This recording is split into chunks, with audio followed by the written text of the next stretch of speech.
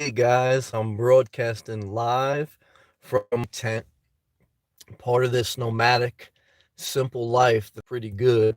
If not, let me backwoods. Good to see you, brother. Backwoods, good to have you, man. Um, so yeah, tonight I decided to treat myself to a campground. Ooh, let me shut myself off.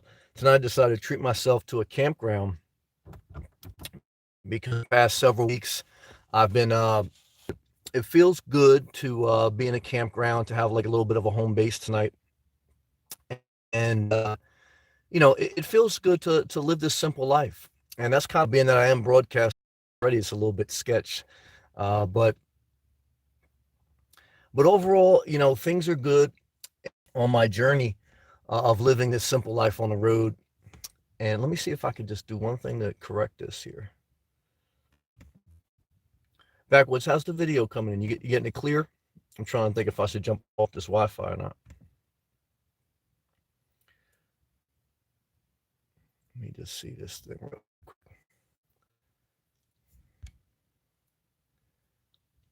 This is the issue with trying to get this Wi-Fi. I can't see anything.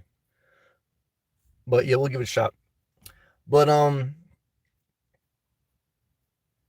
yeah, hit the Wi-Fi. It's clear, but it keeps loading. So let me try to come off the Wi-Fi.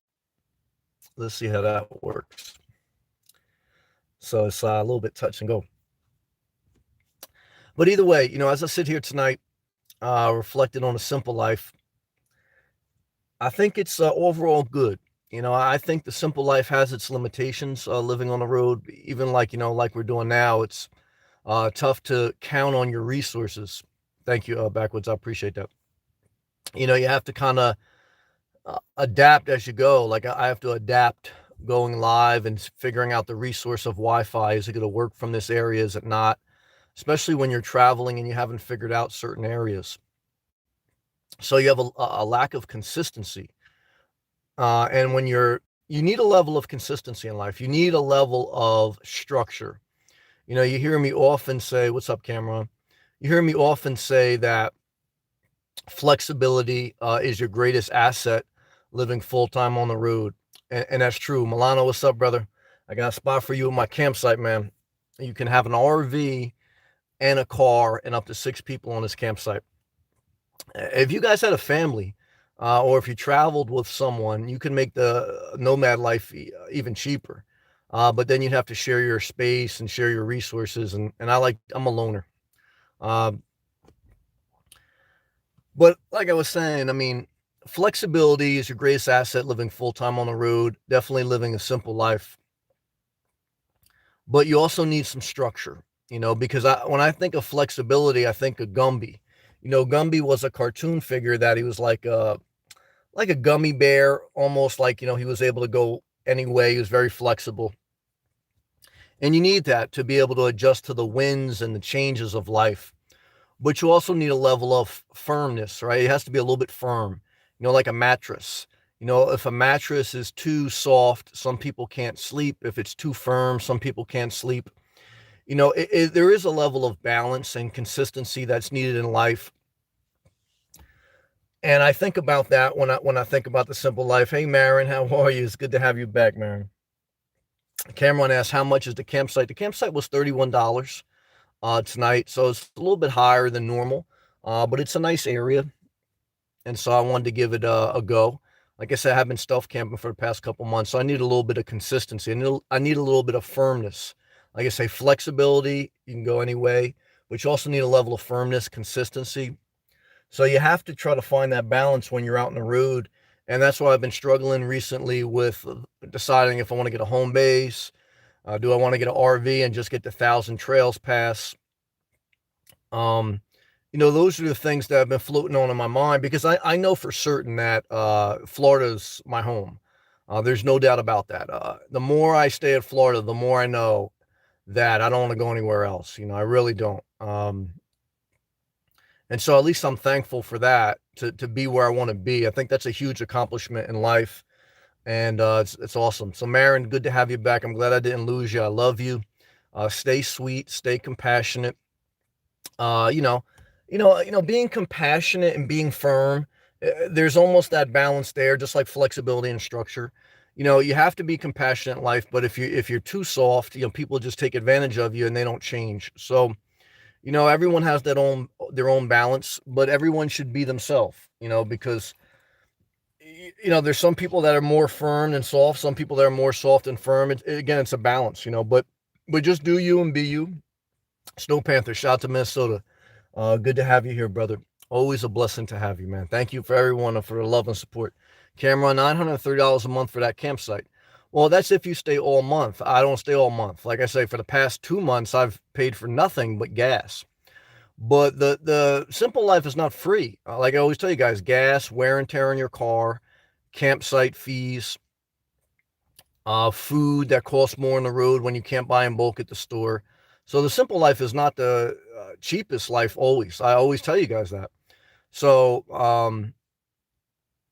like I said, I mean, the cheapest campsite you're pretty much going to find is $26 a night. But how do you get away cheaper than that? You get the Thousand Trails Pass. You get the Thousand Trails Pass for $1,000 or less per year. That's everything. That includes an entire year of camping. But the catch with the Thousand Trails is you can only go to the campsites that they designate in their system, and there's a lot in Florida. That's why I've been thinking about that. But also you can only stay on the basic plan. You can only stay for 14 days. You have to leave for 7, and then you can go back to another campsite in the state, or that same one, depending on their availability. So the Thousand Trails Pass is the only way to get away from if you want to come to a campsite every night and you want to have hookups every night, then you need to get the Thousand Trails Pass. You need to be in a state that has a lot of Thousand Trail campsites, and Florida is definitely one of them. And you have to be able to be willing to move every 14 days. So for me, car living, I don't need full hookups. I don't even utilize them. I have full hookups tonight. I'm not going to utilize them. I have my Goal Zero. I have my P Jug. So there's nothing I could do with full hookups. But I just wanted somewhere at the end of the night to go. And to be honest with you, there's less bugs at truck stops, at Walmarts. Like tonight, my issue is going to be bugs. I have a safe, legal place to park, but like there's a fly in here now.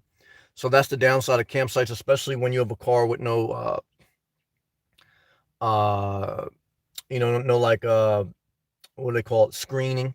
And even if you did, there's little gnats that get in here. So, but it's a good question, Cameron. It's a good question for everyone that's considering living a simple life. It's something that you have to understand. You're not living free. Many times you can rent a room cheaper. You can rent an apartment cheaper. Sometimes, not all the times, but a lot of times can. And you're going to have more consistency in your life, more stability. Flexibility is great, but only if you realize it comes with a burden. And you're constantly moving. That's wear and tear on your mind and your vehicle. And, you have to really plan on where you're going to go each night. And you have to have a job and a lifestyle that's conducive to that, So, I researched before even when I was in New Jersey, I researched where I was going to, let me just turn this light on here. I researched where I was going to be able to park when I had to go to an office every day for 2 years until I can get down to Florida. So I kind of knew before I started living in my car where I was going to park, at least for the first couple months. So you need to do that research. And then, when I visited Florida, I looked at not only home base possibilities, but also, where, I could stealth park, where campsites were, and what the costs were going to be around them. So you have to have a general idea. You can't be totally naive and say, I don't want to pay rent, so I'm just going to get in my car and everything's going to be hunky-dory. Again, there is a reason that less than 1% of society live full-time in their vehicle, whether it's an RV or car, because it's not always the cheapest. It's not always the easiest. And there's a lot of sacrifice. And, as you get older or something happens with your health, it's not feasible. So just something to consider. Good conversation, though. Journey with Jordan, $31. Hope they pack socks was included. Nah, but they do have bathrooms with full showers. They do have free Wi-Fi. It's not strong. It's good Wi-Fi, but the bandwidth is not strong enough to broadcast live. So I had to go back onto my Sprint Unlimited plan on my phone. But the Wi-Fi is good for the laptop. Full hookups. Again, I don't really utilize them. Nice location. So again, the cheapest one you're going to get is $26 per night at a state park. There was one by Marco Island. There was a state park that was $22. That's the cheapest one I saw in the state. But outside of that, like I said, get the Thousand Trails pass, especially if you live in Florida. Like Milano, if I was you, and if I see Milano's already got a hookup. He's got somewhere he parks down in Miami, some type of park. But if I had an RV, I would definitely get the Thousand Trails pass. Uh, but again, you have to look to see if the campsites are in the areas you want to be, and if you want to move every 14 days. So those are things to consider because you have to be out of the system for 7 days. Marin, ULLC, Limited Liability Corporation. I agree with that. Lauren, love to you, Lauren. Shout out to Lauren, the ex Boca Raton girl who's very smart financially and has moved to Arizona. Love to you. And if you guys, I appreciate you clicking that thumbs up button. Illinois, if you buy a home base and you decide you don't like it, you can sell and try another one time, brother. I appreciate that, Illinois. You've been a great supporter, and I'm very thankful for your encouraging comment you just left there. And I think about that, and that is a possibility. Because like I say, these campgrounds only do so much. I'm still like kind of like an example. Okay. I started the live feed. I was using their Wi-Fi. I couldn't really count on it. And, you know, you don't really build up any consistency. It's just, your resources are always scattered. I could figure it out, but they're always scattered. You're doing YouTube, YouTube's like a business, right? You can't, I'm working remotely. So when I work remotely, at least I'm able to go to Starbucks. I know there's a level of consistency. I know their operating hours. I know their Wi-Fi is reliable. Campgrounds for your personal use, you don't know if their Wi-Fi is good. You don't know if you're going to get cell phone reception. You don't know how bad the bugs are. You can revisit the same ones, but there's only so much. Most campgrounds are in the middle of the woods. They're not, uh, and so there's always an issue a little bit with the resources that you need. So I do think about a home base. I have reliable resources, meaning I'm going to know the community. Okay. I'm going to know, the resources, the Wi-Fi, probably going to have Wi-Fi like you would have in your house. And it's going to be an area I like, and again, it's like you can be Gumby and you can have a lot of flexibility in life. And there's a time for a lot of flexibility, right? Like it would make no sense for me to buy a home base when I was still in New Jersey. Because I really needed to be so flexible that I can change a lot until I figure it out. So now I've kind of figured out my remote job, and I've figured out where best in Florida I like. So I like to be able not to be committed, but I can't have my cake and eat it too. You can't have the best of both worlds. Jay-Z and R. Kelly tried that and it failed. They tried twice. So you're always going to sacrifice something, So right now, I'm keeping my flexibility, but I'm sacrificing a level of consistency and comfort. So I may be at a point in my journey where I'm willing to sacrifice a level of flexibility to get a level of consistency and comfort. And to Illinois' point, if I don't like it, I can liquidate the property. Now, it's a hard asset, so it's not guaranteed to go smoothly. I'm not guaranteed to make money. I'm not guaranteed to even recoup my money. But in general terms, you are correct. And I still think about that. I mean, home base is not off the table. I wanted to stay at the campground tonight to kind of like get my legs under me. But good point, brother. Lauren, I got new neighbors at my apartment. They moved in at 1 a.m. Total disaster. Well, that's the part of living on the road. That's the great part.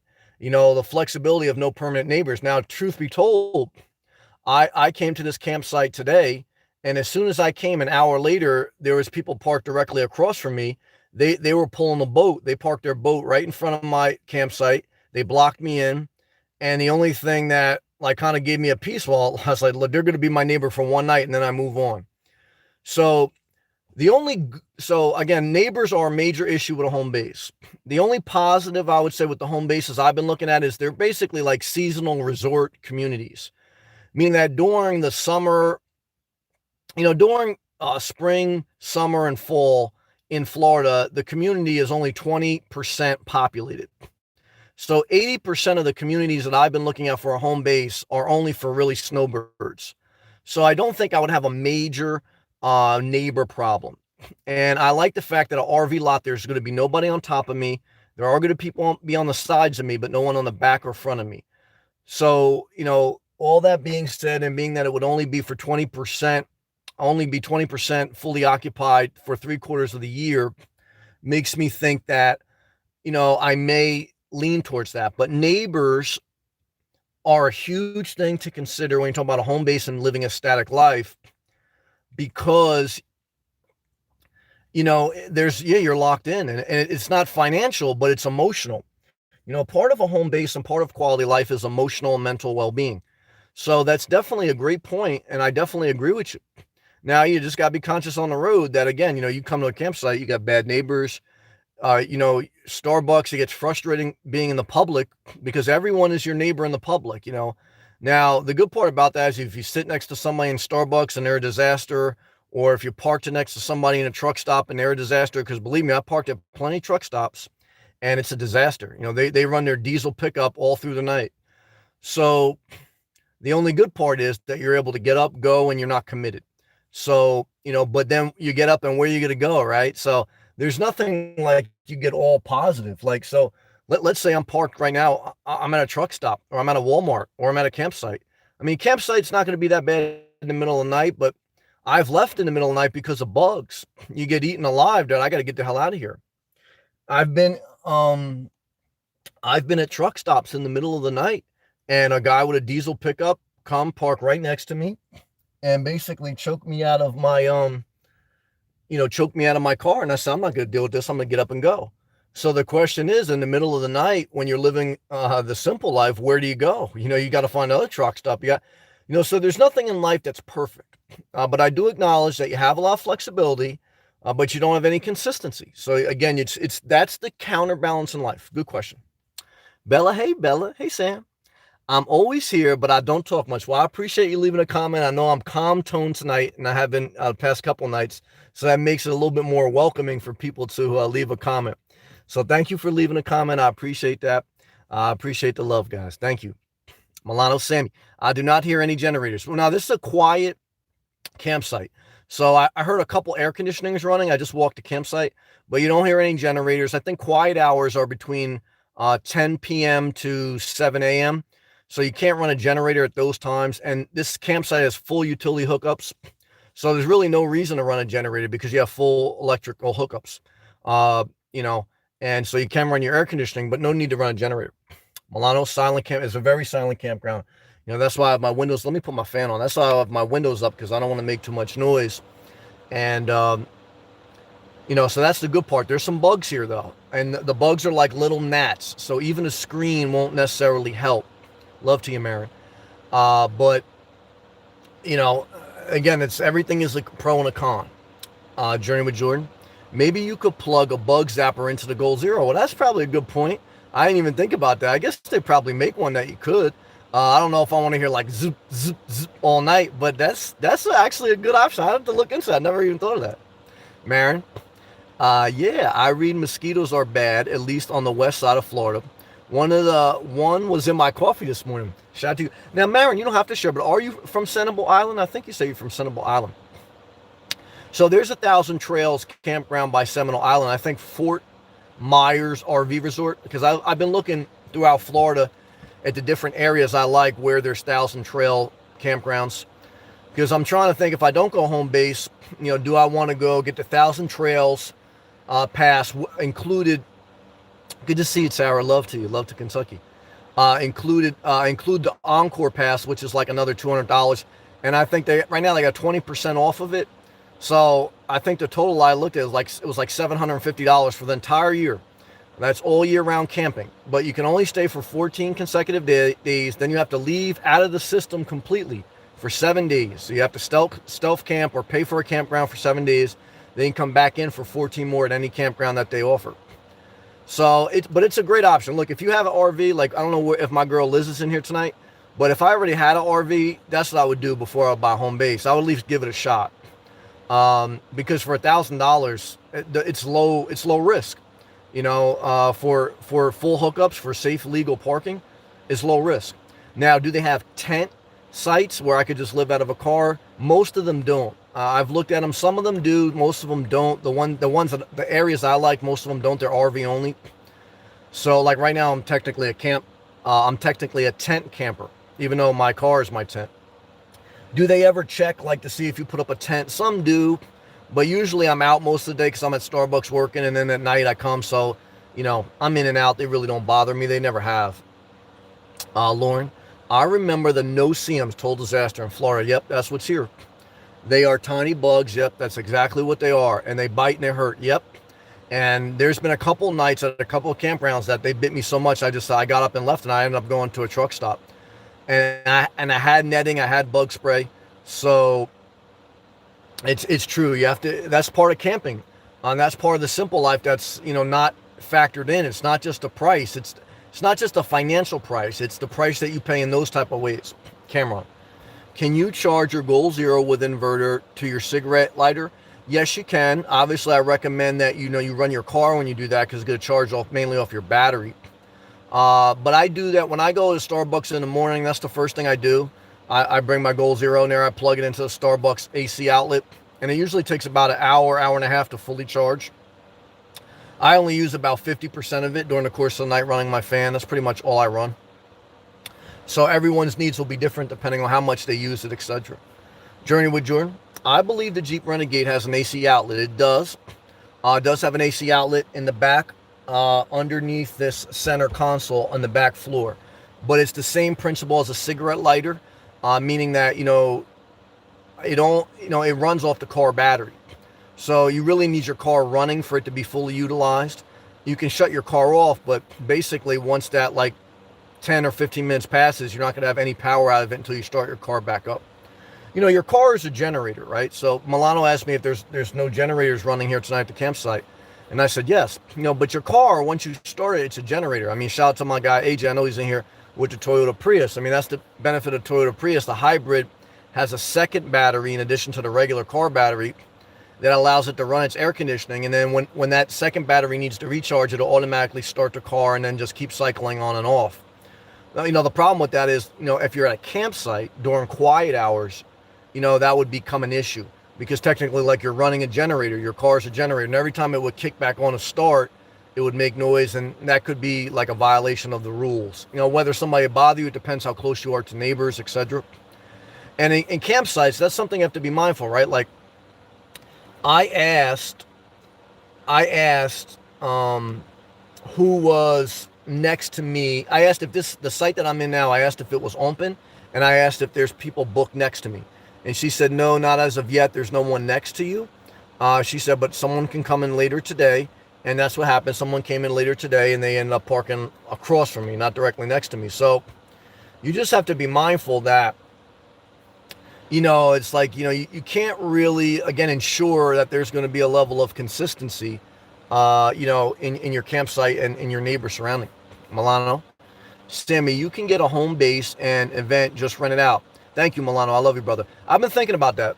I thought about that also. I said, Sam, if I get the home base and it really causes a lot of anxiety, I could Airbnb it. I could rent it out. Definitely in the winter, I'd have no problem renting it out. And there's no maintenance because it's just a RV lot. It's just a concrete pad. Now, the concrete pad, if it gets cracks or if weeds grow in it, I'm sure the association would want you to, repair it, right? So there's some maintenance. And you have an electrical pedestal and a water line. But there's really, compared to a regular house, there's no maintenance. So, if I really didn't like it and if I didn't want to sell it or if the market went down, that's another option. And it's still below my means. I mean, obviously, if something happens with my job, that's an issue. But I say at some point, look, I mean, I'll probably still have to work till I'm 62. So at some point, even if something happens with my main job, I'm still going to have to work. So why not buy a place that no matter what, I want to stay in Florida. My whole reason for moving in my car was that, I want to be able to live in Florida. So if something happens with my job, chances are I'm going to get another job in Florida. I may not be exactly, within 10 minutes of my job if I buy a home base, but I'll still probably be within an hour or so. So, at some point, I think I will make the level of commitment because it only makes sense. I mean, I'm kind of talking myself out of making commitment because I don't want to commit. I want to keep flexibility. But at the same time, I mean, I see a value in structure. I see a value in seizing this moment because, if I play out worst case scenario, something happens with my job. Again, I have to get another job. I'm only 39. I can't retire. So if I have to get another job, and it's probably going to be a static job, it's not easy to get a remote job. And I don't want to leave Florida. Why wouldn't I consider getting a home base? So, I don't want to go to South Carolina. I don't want to go to Texas. Blessings to all those states, but I have to consider that, and that's giving me thoughts. So thank you, brother. Woohoo, woohoo! You're live. Good to see you. Thank you, woohoo. I appreciate that. Who gave me super chat? G Floyd. Thank you, man. Triple H. I like eight. Eight's one of my favorite numbers. Thank you. Thank you. Your travel knowledge is valuable. Thank you. I appreciate that very much. D Floyd, 3/8. Thank you, brother, for that show of appreciation, that tip. I appreciate you guys' support, man, and I appreciate you guys hanging with me. I don't know if the reception is coming in too good with the video or the audio, but I'm just very thankful. I mean, have I met trolls online? Yes. Are they very hurtful because they're a nuisance to deal with? Yes. But have I met also a good support system that's positive people that have a similar mindset? Yes. So it's that counterbalance in your mind that you have to remember not to give up. There's negative people, but there's a lot more positive. Don't give up. Stay positive. I should keep telling myself, stay positive, stay positive. So thank you, brother. I appreciate that. Love to you, man. Very much. I'll go back to the live comments. Let's see here. Read that. Woohoo. Good to see you, brother. Shout out to Detroit, man. Can you give a shout out to Detroit all the time, man? Woohoo. I got love for you, brother. I'm praying for you. I want the best for you. I'm glad that, we can joke around, but I'm also glad that we can still show love and support. AJ? I'm sleeping tonight in a nice, quiet, metered street parking. Stop right on the beach. Beautiful night. Well, AJ, the good thing about your setup, AJ is a younger guy. I think he's younger than me. He's in his late 20s or early 30s. He's living full-time out of a Toyota Prius in Miami Beach. Thank you, Journey with Jordan. Let me know the reception is good. Thank you. So here's someone who's living full-time in his Toyota Prius in Miami Beach. See, now, he's been doing it for a couple years, so he knows the lay of the land. He knows kind of what he can get away with, what he can't, and he's very young, so he knows how to, he's got time, and he's been thinking about renting an Airbnb. But look, I mean, I can continue to live out of my car too. Netel, I hope I'm saying that right. Mendez, say hi to Marbello Rodriguez. I hope I said that right. Forgive me if I didn't, but shout out to M. Rodriguez, Maribel Rodriguez. Love and respect to you. Thank you. I appreciate you guys. You're getting a shout out live from a campsite here in Florida from a guy living out of his car. So thank you. Love to you. Appreciation to you. And what I could tell you is put the strip club siren on because you're acknowledged. Thank you very much. But yeah, AJ, man. I mean, AJ's living full-time out of his vehicle in Miami Beach. So, yeah, you got to know the lay of the land. I mean, because to park on the street. Oh, you guys live full-time? My man just super chatted me. Mendez said that he also full-times RV. Thank you. Oh, thank you. Do you have a home base? And where do you just travel around the country? See, I'm interested in that. People who full-time, if they have a home base and if you just travel like in a loop around the country, do you have one state? Very interested in that. But yeah, like AJ, he doesn't travel around. He's a nomad, but he just stays in Miami Beach because that's what he likes. And he parks right in the street. So he's figured out what worked for him. So yeah, I mean, everyone's a different way to rock. It is a beautiful night though in Florida tonight, guys. It's like, and he said, okay, Mendez says he's a local nomad. All right, love and respect. Yeah, there's different ways to do it. You don't have to try. You can just be you can be in Miami Beach your whole life and be a nomad. That's true.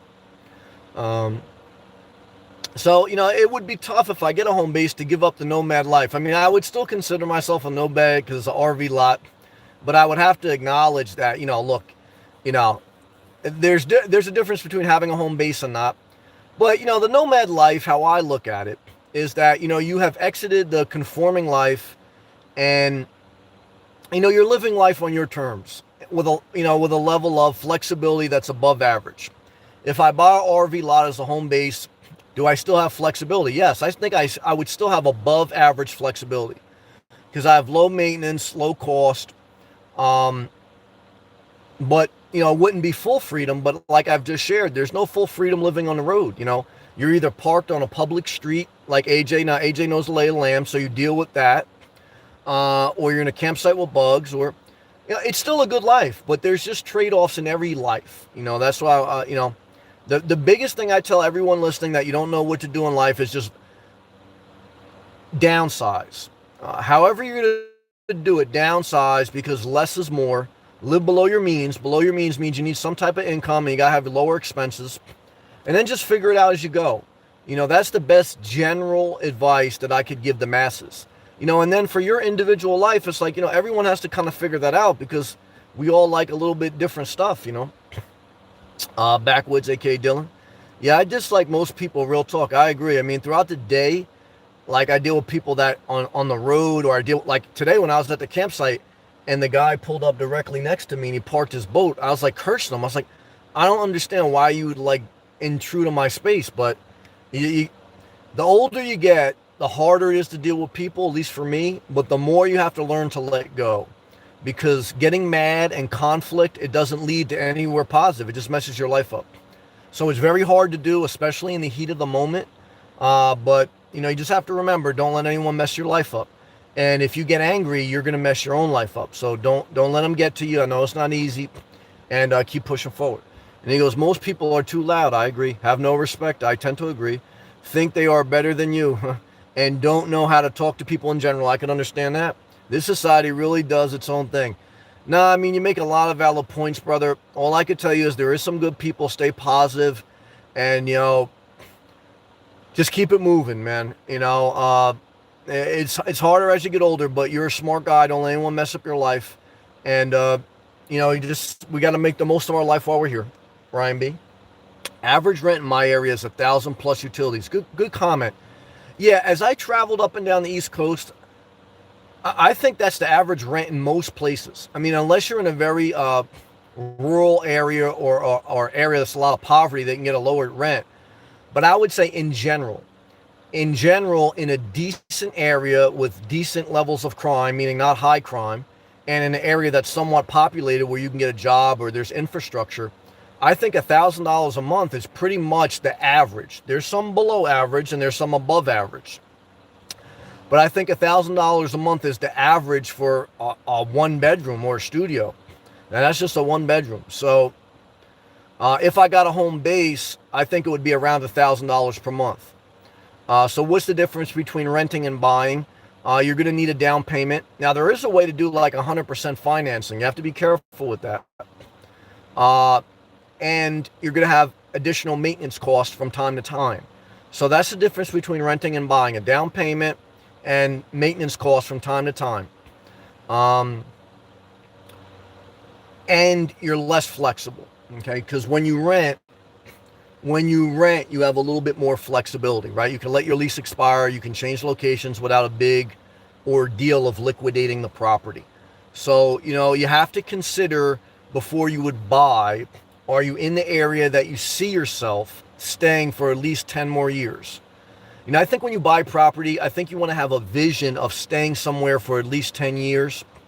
Now, can life change tomorrow and you not stay there for 10 years? Definitely. 10 years is a long time. Think about where you were 10 years ago. I'm 39 right now. I think about where I was at 29. Definitely wasn't living in my car. So I was 350 pounds. I was living in a condo in New Jersey, and, I had a dog. My life was completely different. I didn't even date the girl at the Hello Kitty yet. So, it's hard to say where you're going to be in 10 years. But you have to give some thought before you buy. And that's why I tell you, err on the side of caution, and take your time. Especially if you're single with no kids. I mean, you're in no rush, right? So, just be mindful. Let's continue to read. Ryan said $1,000 plus utilities. Talking about rent now. If you want a decent place, I'd agree. I'd say $1,200 plus utilities. I agree, especially if you get into 2 bedrooms. I'd rather spend extra money on food on the road and have the freedom to change places. Well, I agree with that. And that's what I'm living. So I would have to agree with it, really. And definitely at a certain point in your life. I mean, definitely, again, if you don't have a family, definitely if you're not where you want to stay long term, and maybe even until you're very old, because it's still a good life living on the road if you have your health. So I agree with you. I mean, that's why I've stayed in my car. And that's why I'm cautious to buy a home base. Again, I'm not going to say I won't, but I agree with you. I do. So it's a good point. Ryan B. Rent has been going up 7% year on year. No, look, it's true. I mean, in general speaking terms, the economy, the stock market, housing, everything has gone up. So does everything always go up? No. Can it keep going up for an extended period of time? Yes. No one knows the future. And so, that's just the dynamic of life. But again, no matter if the economy is good or bad, just remember you always want to live below your means. And then the rest, you kind of figure it out from there. Dennis, now you're talking. Having a flexible home base means it serves more than one purpose. I agree. When mobile, let it out as an Airbnb. You can control how it serves you. The point is it serves you. Well, thank you. I appreciate that. It's true. Now, look, if I bought a home base, would I rent it out? No. Not unless I got tired of it or it became a financial burden and I didn't want to sell it. So if I buy a home base, it's going to be for my own private use, at least initially. But to your point, I have options. And I like having options. That's flexibility. I like the fact that it's an RV lot, meaning if there's a hurricane, and I have to worry about that if I buy something in Florida, if there's a hurricane, then I'm going to have like a cheap RV, the one lot that has an RV on it, I'm just going to anchor it down. If it blows away, it blows away. Or I would just tow it off the lot. Now, the only thing I don't like about that is, I have a level of liability, but it's limited liability. So, yeah, I agree. And if worst case scenario, like I said, if I didn't like it anymore, but I couldn't sell it or I didn't want to sell it, I could just rent it out. I mean, it's a burden to rent something out, even an RV lot, because there's a little bit of work involved. But I think kind of what we're touching on tonight as I broadcast live from a campground is that the nomad life is good. The simple life is good. But there's also different things you need to consider at different seasons of your journey that have factors that play, that some are financial, some are mental, some are emotional. And you have to consider all those things because life is constantly changing. You're changing. And, it's good conversation, though. Again, there's no one answer. Marin? Okay, there are certain sweet spots in Florida, yeah, with regards to hurricanes. That's true. Have no clue why. Yeah, it's just geographic to somewhat also to the Gulf Stream, okay? Because the Gulf Stream in Florida is pretty much from the middle of Florida to the southern parts of Florida on the east or west coast. The Gulf Stream brings warmer water. And when there is warmer water, there is a highly likelihood of severe storms. So once you get to the middle of the state and north, there's still a possibility of storms, like we saw last year in the Panhandle, but statistically, it's a little bit less as you get more north. So, there's no guarantee, though. And like I say, you have to think about all that, but then I have to also think about, in New Jersey, we had Hurricane Sandy, and it destroyed a guy I was working with. He totally lost his house. So it's like, at some point you have to bite the bullet. Like, do you want to live in New Jersey because you're scared of hurricanes, and then you live in New Jersey and then your house gets destroyed anyway, right? So then you're really mad at life. So I think I hedge my bet if I buy a property, it's an RV lot, and I don't care if there's no house to blow away. The only downside is if I'm tied into a HOA and if the community gets mass damage, then I'm sure there'll be some type of capital assessment. I asked the community that I was looking in past hurricanes, have there been any scenarios where there was a capital financial assessment to account for repairs that happened during the hurricane? And she said in the 20 years, they've had about 5 times with severe storms. And I think only once or twice they had a special assessment for like $1,000 or something additional to the HOA for a one-time fee. Because there was damage to some community common areas, the pool, etc. So, that's not bad. And for a 20, 30-year history, however old the community was or is, that's not a bad track record. But it's something to consider. And then she goes, has no clue why certain areas are worse than others, but they seem to exist. That's true. Don't camp on good land just off Marco. I seen it's not safe. Yeah, well, Marco's at the Marco Island, which I like. I visited last year. I did a couple videos. I may go back next year. I'm not sure. Or this year, whatever. But Marco Island is at the southern western tip of Florida. So, you think of Miami. Miami's at the eastern southern tip. So Marco Island is like at the same place south, but on the west coast of Florida. So, when you're down close there to the Caribbean, and that's what you are, you're pretty much in the Caribbean, you're going to have highly likelihood of more severe storms. That's true. Lauren, in Nevada, I like car camping at the casinos. It's free. That's true. Bathrooms, food, Starbucks inside, and somewhat peaceful as far as 24/7 parking lots. Well, I agree with that. Look, that's another option. That's a good point. There are some casinos in Florida. You just have to be mindful that part-time car camping and full-time car living are totally different things.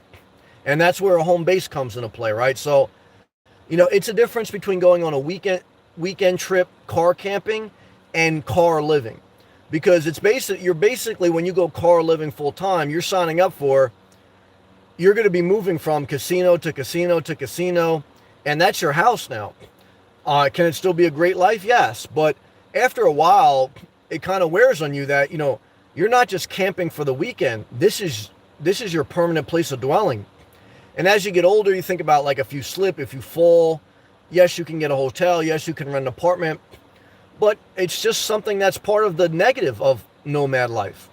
Nomad life is not all positive. For me, especially in this season of my life, there's more positive than negative. But I can't lie to you and say it's all positive. Nothing in life is all positive. So it's something that everyone has to consider. Backwoods, aka Dylan. I found a spot with full hookups, a garbage, a shower for only $400 a month. That's a great deal, man. 2 thumbs up, 100. Yes, awesome. I got lucky. That's great, man. It's only 10 minutes from town. Awesome. And 15 minutes from my new job. Excellent. I'm saving as much as I can, brother. That's a great find. And yeah, you have to be on the look to find something. So great job, brother. I'm happy for you. You're a positive person. I want nothing but the best for you. So I have seen commercial rentals, like you can rent an office suite for like $350 a month. Like maybe that's what Dylan has, but you don't get full utility hookups. And, in those, when you rent like an office space, you really, technically, you have to ask them, can you be in the office at any time at night? Sometimes they say, no, you can only be in the office from 9 a.m. to 5 p.m. or whatever. So it's an option. I know some people that's what they do. They rent like office space, and either they park in the parking lot, they have an assigned spot. But, you got to be careful that, you don't get yourself in trouble, because every place has a little bit different rules. Marion gave me a lot of hearts. Marion, it's great to see you. I'm glad I didn't lose you. I love you. And Tara, it's great to have you back as well. I hope you're doing well. I hope your health, physically and mentally. Because again, guys, remember, health is not just physical. It's mental and emotional. So I pray that your health, your physical, mental, and emotional well-being is good. Keep pushing forward. Milano, Sammy, put some repellent in towel outside your window. I tried that. There was a campground I sprayed like bug spray all around my windows. It didn't really work. It helped a little bit, I don't want to lie, but also that spray could be very toxic. Okay, so it leaves fumes. And again, I'm in a car. I don't have a big outside, so I could smell it, because I leave my windows cracked at night. And it can damage your car paint, if it gets on your car. So you just got to be mindful of that. Lauren, I think 1,000 trails will be a cool option for you. Yes, the only downside is I would have to get an RV, because there's limited ones in Florida that are for tent camping that I like. So do I want to get an RV? If I get an RV, it's going to be a Class B or a Class C. I'm not going to get a travel trailer, because I don't have a tow vehicle, and I don't want to drive a pickup truck, and I don't want to tow something. The only thing I could tow is like a little toy haul, a little like micro trailer. Do I want to tow a micro trailer? I don't know. I could probably get one for under 10,000. That's an option. I don't gain much, but at least I'm able to use 1,000 trails pass. And if I go Class B or Class C, I'm going to be around for a new one or a decent used one. I'm going to be around 40, 50,000. So I say, do I want to spend 40, 50,000 on a motorhome that's going to depreciate in value and that's going to need maintenance? And then I'm always going to have to keep moving every 2 weeks. Or do I want to buy something for 80,000, get a home base, get something that appreciates in value, and there's a little bit more consistency? That's the dynamic. Again, it all depends what season. Like again, right now, I mean, I'm in a certain season, and I'm at where I want to be, so I'd be willing to put down some roots, but I'm not 100% there yet. So, like in New Jersey, there's no way I would consider a home base. So you have to evaluate where you're at. You know, again, are you in your car because you want to pay off debt? Are you trying to transition to a new state? Are you trying to start a business? So depending on where you're at in your goal is going to determine like how you look at what you want to do next. So for me, you know, I don't like commitment, I don't like obligation, but when I run all the numbers, really, for me to get a home base versus me to get an RV and do the 1,000 trails passed, the numbers are going to be pretty similar. After I calculate the gas I'm going to spend for an RV to move it every 14 days, the cost of an RV, the cost of the maintenance that you're going to have to factor in versus a home base, they're going to be the only thing I would keep or the only thing I would gain a little bit with an RV and 1,000 trails is flexibility. So, you know, again, at some point though, flexibility is like Gumby. You know, do you want to be like Gumby or do you want to have a little bit of stability, a little bit of a backbone at a certain point? You know, there's no one answer. And that's why I'm struggling so much, but that's why I'm erring on the side of caution. I'm not rushing because I have no need to rush. But at the same time, you know, I do think about adding some stability to my life. You know, I think about, you know, I just think about that. So I'm just sharing with you. Good thoughts though. Backwoods. I'm probably going to start moving spots every night after summer, but until then, I'm going to stay here. That's a good plan. See, I like that plan, brother. You're very smart.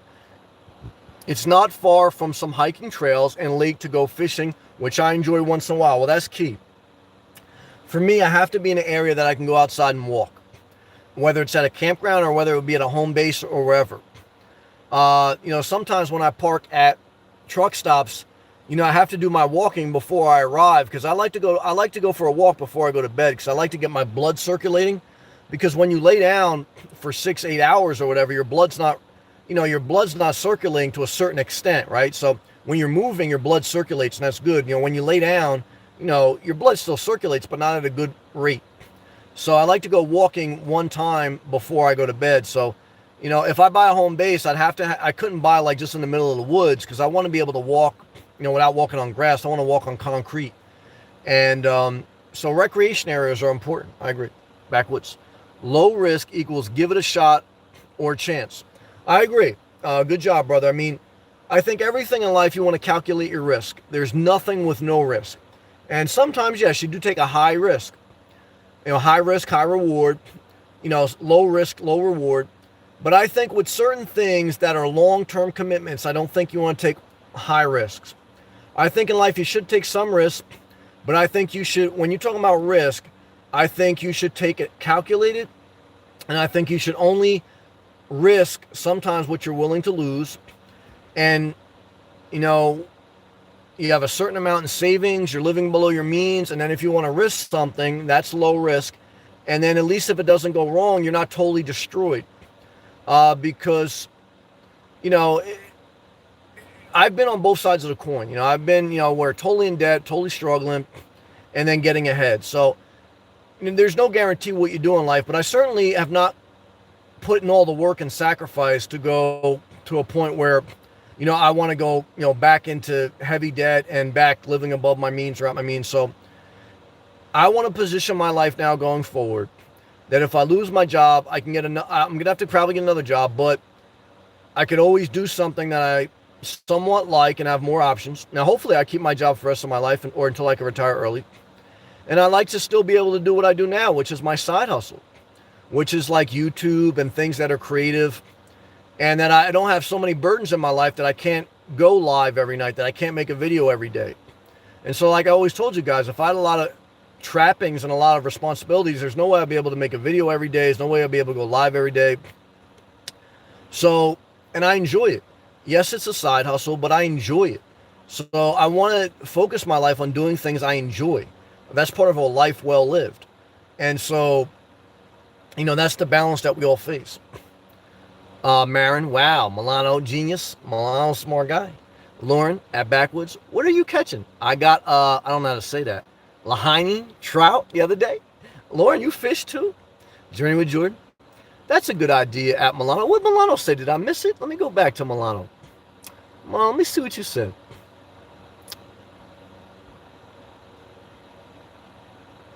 Oh yeah, Milano said you can get a home base and then rent it out if I didn't like it. Good job, Milano. Yep. And then uh I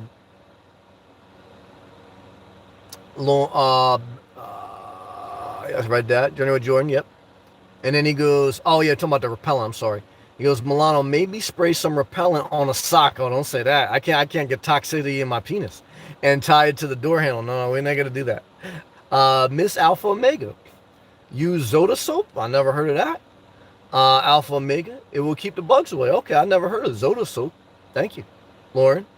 How was your perspective on life changed? How was your perspective on life changed as some of your responsibility has lessened, like no longer having to care for a house and a dog? Better. I will probably never get another dog again in my life. Not because I love dogs. Every time I see a dog in a store, whether it's a service dog or a regular dog in the street, I love dogs. I think they bring a lot of love to your life, but they're a lot of responsibility. And so there was a season of my life to have a dog, and I'm very thankful for that. It was a blessing. And everyone's different. But for me, I don't want to deal with the pain of losing a dog again. Like when my dog would hurt, I would hurt. And again, if God forbid, well, I have to work. So the other thing is too, is like when you work a job, you're either going to have to leave your dog at home all day by itself. That's what I had to do when I had an office job.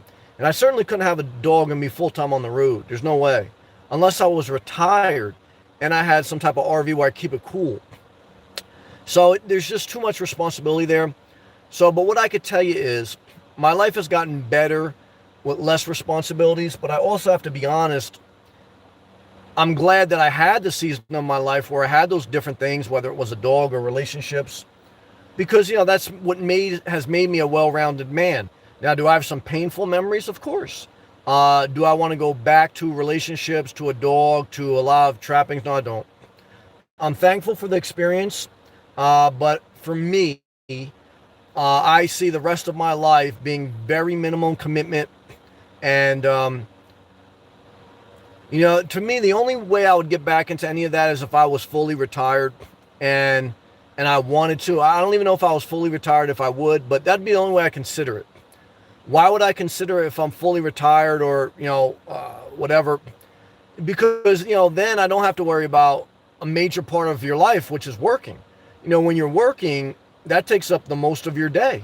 And it takes up 5 days out of your week. So that takes a lot of energy, time, effort, mental, and emotional well-being. So, every time you add on top of that a dog, a relationship, money issue, you add stress. So there's only so much any of us can take. And as I get older, the less I can take, to be honest with you. I feel like, more and more burnt out as I get older. So, those are my thoughts. It's a good question. And again, everyone's different, but those are just my thoughts at this point in my life. Backwards. I stayed at a couple different camping areas so far for $15, okay, to $28, okay, in Washington. Okay, that's the West Coast, Northwest, that's his name, Northwest United States of America.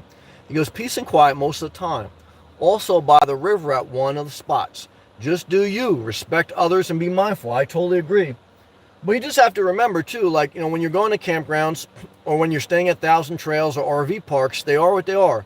They're RV parks. So there's a lot of respectful people there, but there's also a lot of people living on the cheap that aren't just living on the cheap because, like, they want to live the simple life. It's because, they're on tough times or they don't have a lot of mental stability and they're just survival. And so, you get what you pay for somewhat, right? So, if you get 1,000 Trails and you're staying at RV parks all the time, it's an RV park. Campgrounds, there are people there for one night or 2 weeks. And so, like, they don't care for the property or the area necessarily like they would their home. They're just renting it. So, again, I don't want to scare anyone. And again, most people are mostly respectful, but there's also people that aren't. And, especially when people don't own something, when they're just renting, and that's all a campsite is you're just renting a spot for a night. there could be a level of a party mentality or, you know, whatever. And so you got to be mindful of that. Mendez, say hi to, yeah, I said hi to Marble. I apologize if I didn't say that right, but thank you again so much for the love, and I appreciate that. Hope you're still in here. Mendez, we said hi to Marble. Who was it? Rodriguez, I think it was. Yes, Marbella Rodriguez. D. Floyd, thank you again, brother. I appreciate you showing me love and a tip. Thank you, brother. Thank you very much. Milano, Sammy, but the campsites around here for a Class A and Class C are very expensive. I agree. You always get your money back renting it out. No, that's true to some extent. Now, if you don't want to go from campsite to campsite and you don't want to get the 1,000 Trails Pass, I have looked at regular RV parks, and I seen one by the ocean in Central Florida, right by the ocean in Central Florida, that was like $700 a month. That's not bad. That's what utilities. And I've seen some in South Florida by the ocean, not on the ocean, but by the ocean for about $700 a month. So $800 sometimes. So between $700 to $800 a month, if you already have an RV, that's not bad. Not cheap, okay, but not bad. So it's something to consider. It's another option. But again, you got to get an RV. Now, if you already have an RV, then problem solved. Now you just need somewhere to park it. So yeah, it's interesting. Now, again, you can get cheaper, but it's all going to be relative to the area and to the, you know, culture of the place you're in. Journey with Jordan, receptionist, thumbs up. Well, thank you. I hope people stayed with me in the beginning. The reception was choppy because I tried to use the Wi-Fi. Milano, probably you can make money. Maybe. But if I get a home base, at least initially, I'm not buying it to make money. I'm buying it for stability. I'm buying it because I want to put some backbone on Gumby. I don't want to be so flexible that I'm just always moving. I want to be a little bit firmer. Now, again, if things got bad, I like the option that I could use it to at least hopefully recoup the cost that I'm incurring. But for the most part, if I buy a home base, at least initially, it's not as an investment as far as to make money. It's just for a place to lay my head and have more stability in my life. And I think that's an important point that you should ask yourself. You know, it's like, why do you do something? And you have to have realistic expectations of what you're doing, why you're doing it. And, you know, I think that'll help you in life not be resentful. Yes, again, hello to Marbella Rodriguez. Tony, Sam, how is it going camping? Tony, what's up, brother? How is it going? You camping? Yeah, I'm camping. I'm at a campsite tonight for one night only. I just wanted to get off the road a little bit. It's nice. It's quiet, but there's some bugs. But it'll be good for one night, just to recoup a little bit. I wanted to get off the road, and you know, we'll go from there. Good to see you, Tony. Love to you. Nafidel Mendez says, "Oh yeah, we were living full time in an RV. Thanks to you. Well, I'm glad I can help. Love to you, and peace to you." Milano, hi Marble. Mendez says he's a local nomad. Love to you. Milano, Miami Beach parking. You have a permit? I don't know. I think AJ's in Miami Beach living in his Prius, but I don't think he has a permit. But I'm not mad at him. I ain't gonna blow his spot up. Tony, he might not need a permit. I have passes for DC and Baltimore that let me park in any meter without paying. Okay, but it's nice. It's nice, but expensive. I didn't know that. I love Arizona. Says, hey Sam, hello. Would you rather buy land and park an RV there, or live in your car and keep it moving? It's a great question. I mean, I go back and forth on my mind. There's pros and cons to both. Nothing in life is all pros, no cons, and everything in life has different seasons. So, I mean, at this point, I mean, I'm already living in my car full time, and I'm already moving back and forth. And I think I may be at a point, you know, where I'm looking to change something up, and buy land, and you know, if I can get it at the right price. Right now, yeah, I mean, I would be leaning towards that. I mean, if not, then I just stay where I'm at and just keep it moving. I see benefit in both. But nothing is free. But there is cheaper, and again, there is flexibility, there's freedom. So, yeah, I don't know. Either way, I'm blessed. either way, I think I'm living a good life because I've adopted minimalism. I'm living below my means. And even if I buy a home base, it's not a regular house. It's just an RV pad. I have a lot of flexibility. I can still pretty much travel at will. Um, and if I don't, I'm still young enough that I can continue to live this life. And, even if I wanted to upgrade to an RV and again get some type of camping pass, I don't know. I mean, I do think of my mom. If I get a home base, I think it would be a little bit more conducive that if she ever needed to live with me, she could. We're a long ways off from that. I mean, I would think, depending on the situation, but, those are just my thoughts. Um, Backwoods, aka Dylan. Thank you, Sam, for all your advice. I appreciate your support, brother. I got love for you and knowledge, brother. I really appreciate it. I appreciate you also, man. I appreciate you. I will keep it moving. Just do you, man. I will not. Yeah, here we go. I like this. I will not let people get to me. Amen, brother. Take care. Good job, man. Guys, if you get one thing from all my rambling tonight, this is what I pray that you get. Don't let people get to you. I know it's hard. I struggle with that too. But don't let people get to you. Don't let people get to you. Period. Okay? Well, let's continue to read.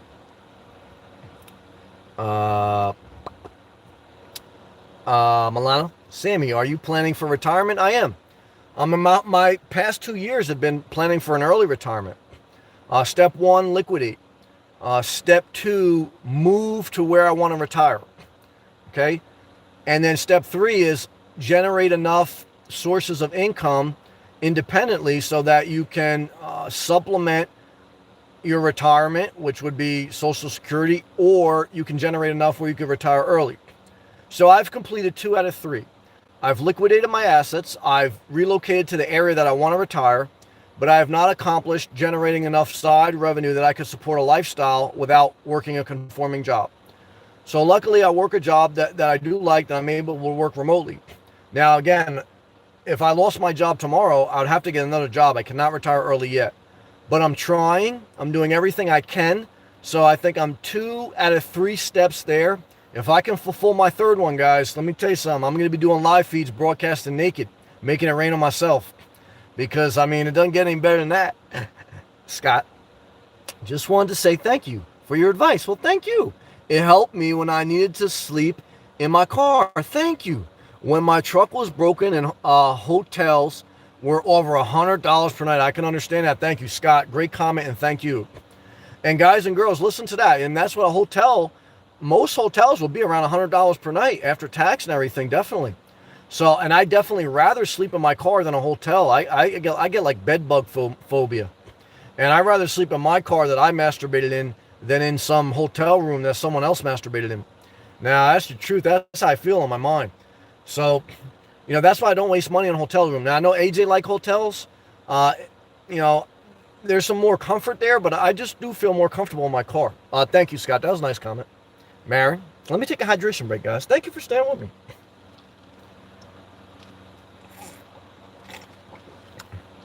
Marin, stay away from toxic chemicals. I agree.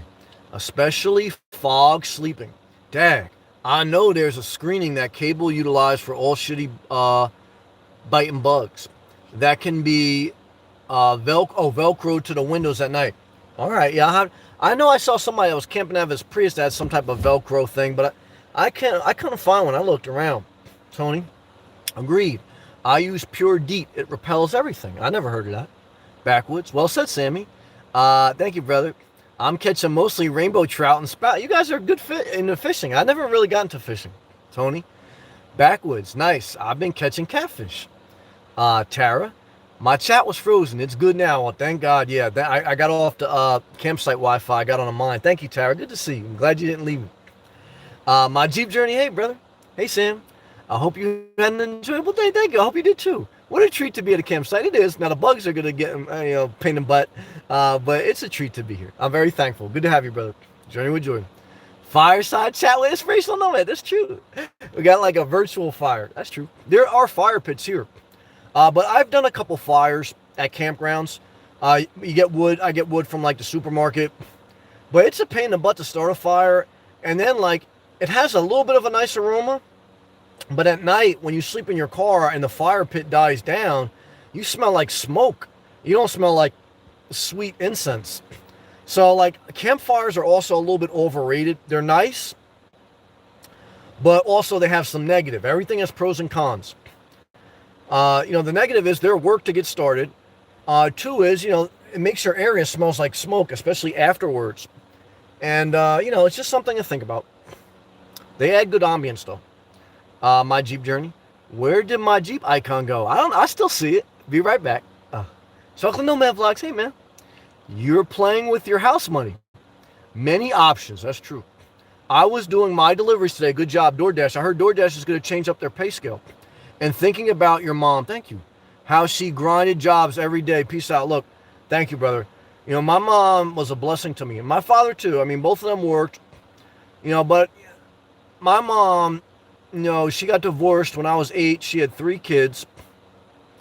And she started working at a supermarket at nights. And then she did like temporary jobs during the day.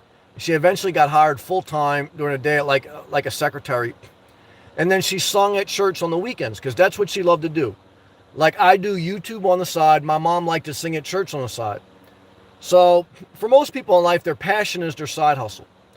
And what I tell you in life is part of living the downside of life is make sure you do what you love. And you try to figure out how to get money from it. Honestly, with integrity, not manipulating. But if it's singing, can you make money singing?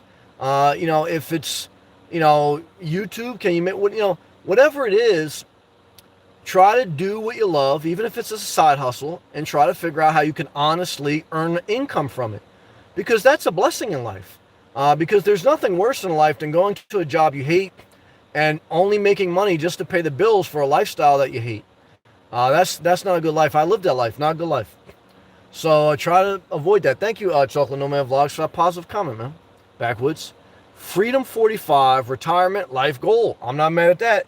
You got to have a goal. You got to know the specific numbers. You got to stay flexible, but you have to have some specific numbers on a monthly budget, on how much you need in income to generate, and what you need in savings, etc. You got to dig into that. Good job, Marin. I like apartments. No responsibility, toilets, sleeping quarters, etc. That's the benefit of renting. I agree. No HOA fees, no fixing anything, no obligation. Well, Marin, that's an excellent comment. And that's where I'm very cautious of buying.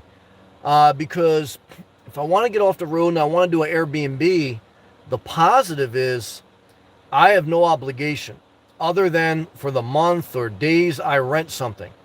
I rent something, I pay for whatever it is, and then I have no obligation to the maintenance, the HOAs, to buying or selling. And that's a fair point, Marin.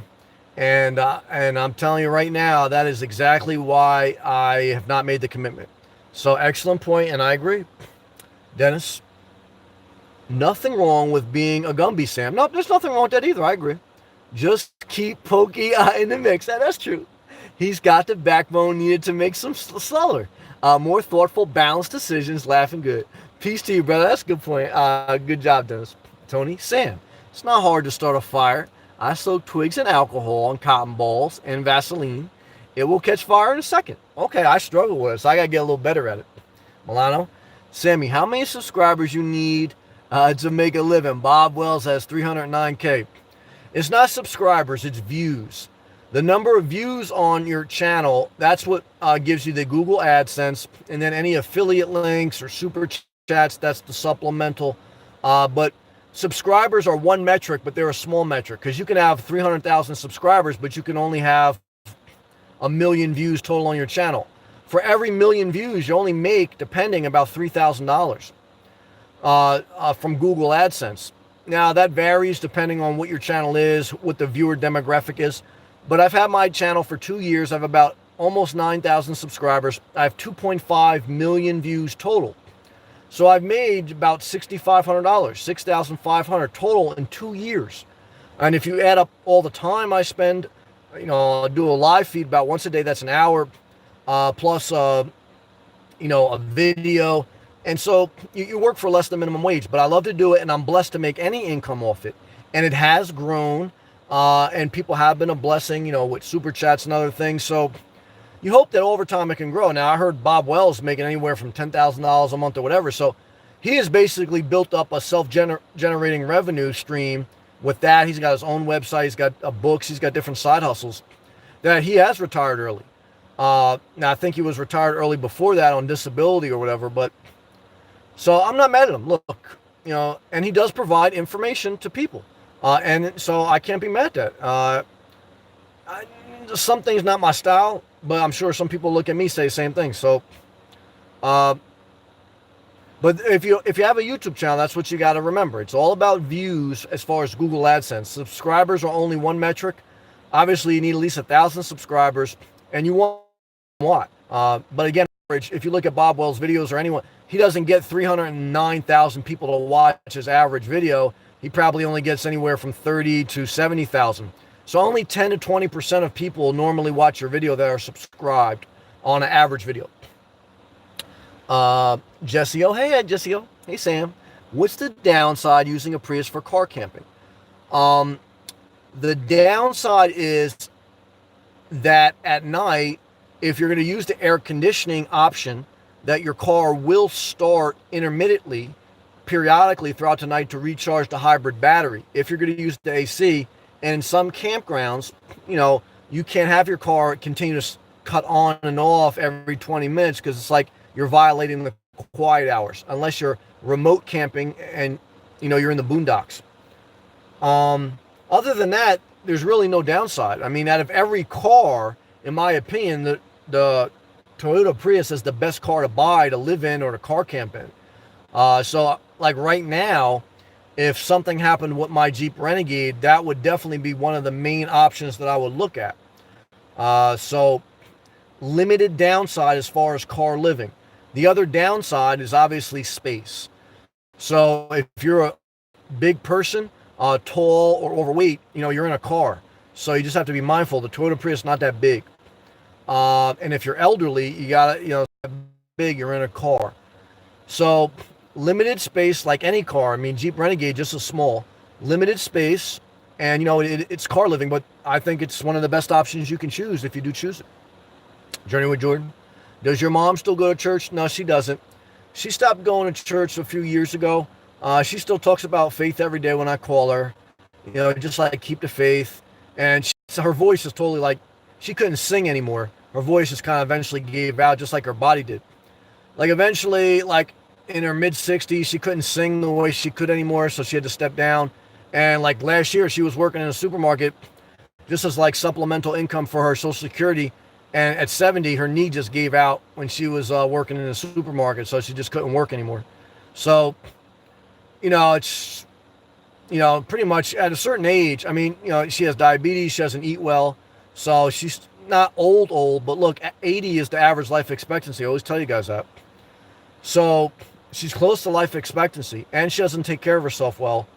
And even if you take care of yourself well, as you get close to life expectancy, guys, your body breaks down, period.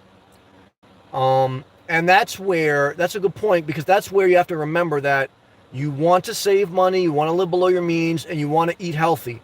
But you also want to enjoy life, guys. You have to spend some of your money, too, to enjoy a better quality life, because you're not going to take it with you. Live below your means, but you have to indulge a little bit in things that bring a level of, comfort and enjoyability to life. It's a balance. And that's kind of where we're going now in this season of this channel, is life is about balance. There's time to get extreme in life. And I've gotten extreme in life in different instances, whether it's with my weight or my finances or whatever. And that helps you to redirect your life. And there's also time to seek balance, because, you have to sustain a life and enjoy a life. And that's the Buddha's whole thing was, he went on a journey for enlightenment. Sometimes he would deprive himself. Sometimes he would indulge himself completely to gluttony. Sometimes he would make a lot of money. Sometimes he would be poor. And he realized that the key to enlightenment is balance. And, to a big extent, that's true. Tara, Bob Wells did that. Zelda. Hey, Sam. Have a good week, you too, Zelda. Thank you for all the great emojis, hydration, prayer, and campsite emoji with sunglasses backwards. I really, really hope you have a good rest of the night. Well, thank you, brother. I appreciate it. I may masturbate tonight. I love you, brother. Journey with Jordan. Also, every subscriber doesn't watch every video. Yes, anywhere between 5 to 20% of your subscriber base will watch on a consistent basis. Other than that, yeah, it's very true. Tara, well, I heard the Prius is about to be taxed higher in certain states for registration because it's part electric. I haven't heard that, but okay, I didn't know that. Thank you for sharing. My Jeep journey. Is my icon showing now? I see it. Yeah, I see your Jeep in there, brother. I'm with you, Jeep for life, man. Well, Jeep until I get the Prius or RV. But I love my Jeep. Would I get my Jeep Renegade again? Yes. It's been a great vehicle. And before, well, 2 cars before that, I had a Jeep Compass, my favorite vehicle to drive. And that's what I don't like about an RV.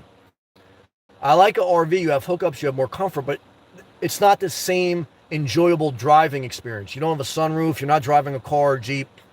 And I don't really, I drove a Ford E250 van when I had electrical contracting business. And an RV is similar to that, but bigger. And it's just not as an enjoyable drive. And that's what I do like about car living or Jeep living or whatever you want to call it. It's an enjoyable drive of a vehicle. Backwood says no. Journey, Dennis says no journey. My Jeep says rats. I see it. I see a little Jeep in a blue Jeep in a white circle. That's what I see. Charles says Prius wagon still over 40 miles per gallon and more space. It's a wagon. No, that's another option too. Yeah, Prius has different models. Now I just tend to like the regular model, the hatchback regular model. Yeah, then the wagon's another model. I mean, I know they also have the RAV SUV hybrid. I don't think it gets great gas mileage, but yeah, look, and there's not just the Prius. There's Ford, Chevy. There's a lot of different manufacturers that make hybrid vehicles now that would work great. My preference is still Toyota Prius, but you know, there's value there, but there's also cost. I mean, they're not cheap. You know, to get in the door, you're looking at about $25,000 for a new one. Do you have to buy new? No.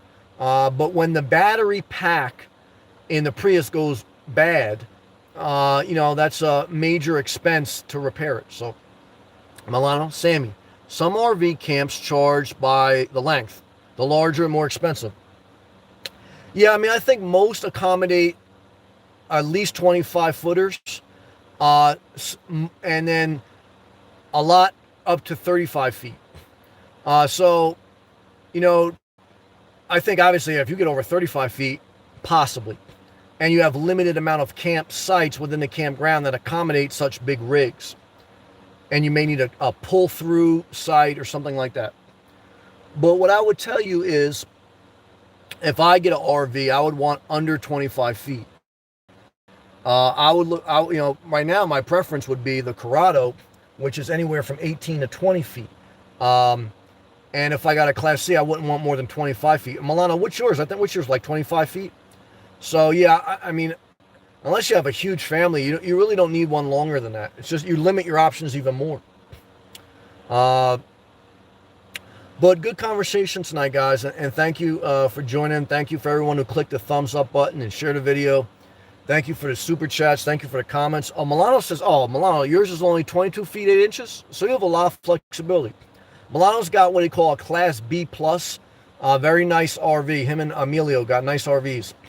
And you got a spot, basically, you're camping for free down in Miami. So everyone has like a different deal. Like, you know, you kind of figure out the lay of the land, where you can park, where you can't. There's no guarantees, though. And,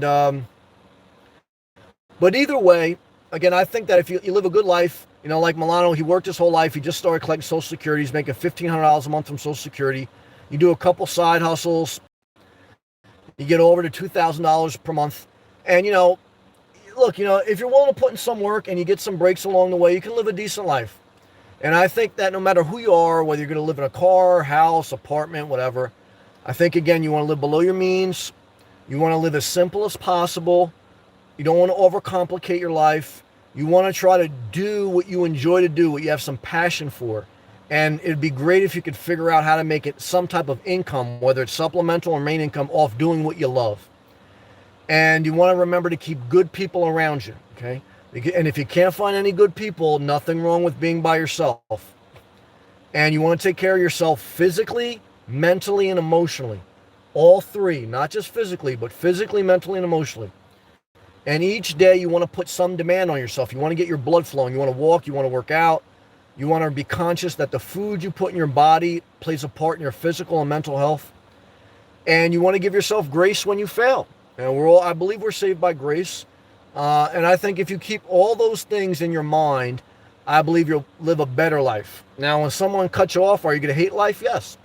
But hopefully, the good thoughts and the good actions we just talked about, they're circulating in your being, and it keeps you from going over the edge of too much negativity. So peace and blessings to you. Thank you, Backwoods. Thank you, everyone. Have a positive night. I'll see you tomorrow.